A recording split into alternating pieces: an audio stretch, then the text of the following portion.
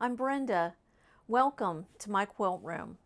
A while back I posted a video of the hanky quilt, and I've had a comment from someone asking me to please show them how I made the prairie points and put them on around the quilt. And so I'm going to show you how to do that today.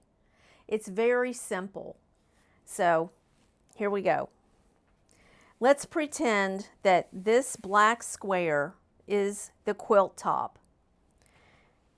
And all I did for my hanky quilt was I took scrap pieces, they didn't even have to be the same size, of squares.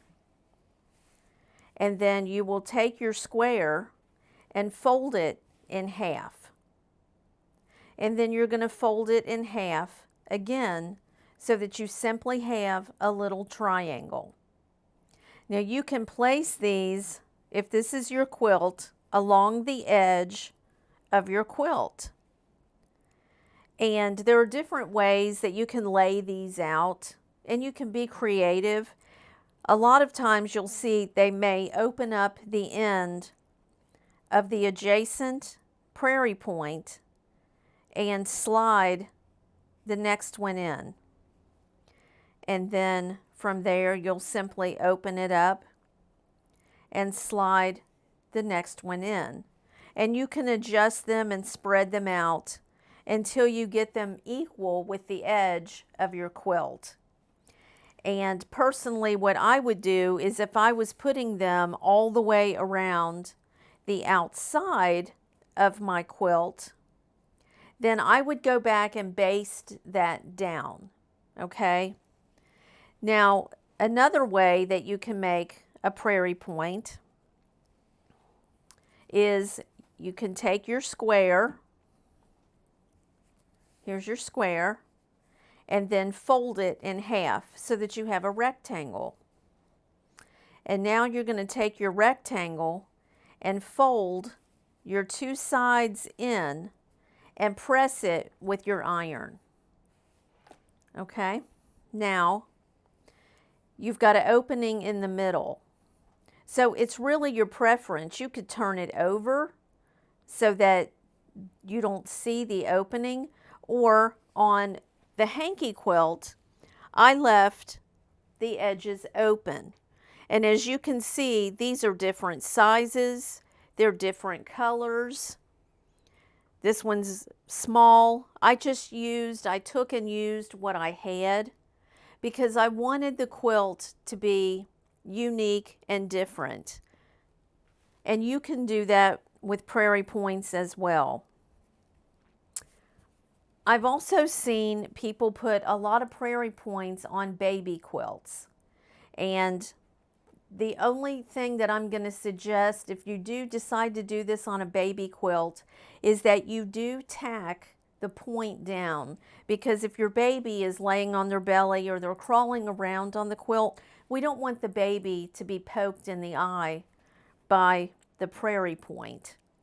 Now what I did, I took buttons, and I have a whole box, just a variety of buttons and antique buttons that I have found in antique stores, and usually you can just buy them by the bag. What I decided to do was sew the buttons on to the tip of the prairie point, and I did mine by hand. And I just took it and lined it up and stitched it with a needle to the quilt top to hold it down.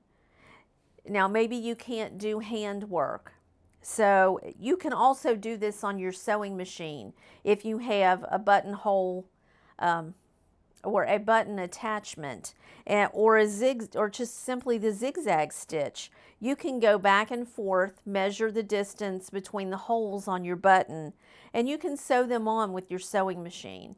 So it's really a preference up to you how you would like to do it. Also, another mention, if you do decide to put your prairie points on and put buttons on the top, whether you're going to have your quilt hand quilted or if you're going to take it to a long arm, you may want to find out from them if they want any type of embellishments on the top of the quilt prior to quilting it, because it may break their needle.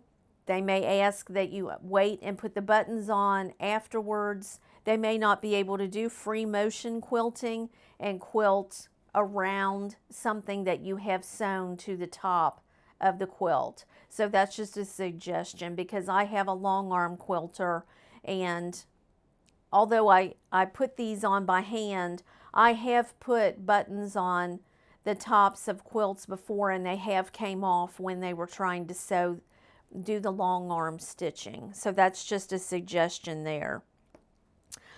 Besides prairie points, another idea that is really cute is you can find all kinds of other type of embellishments that you may want to do on a quilt. You may have rickrack. And so this is your quilt top, and you want to add rickrack. Maybe you want to add this before you put the binding of your quilt on.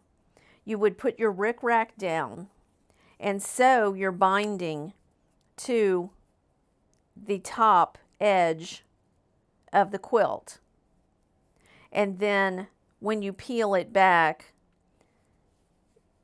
then it'll reveal the rickrack around the top of your quilt. So you can be creative. You can use ribbon. You could also, on the edge, just do another thin border that you want to fold over and put in between as a flange around the top of your quilt. Those are just a few ideas and suggestions that you can do to decorate the top of your quilt so that it's different and unique.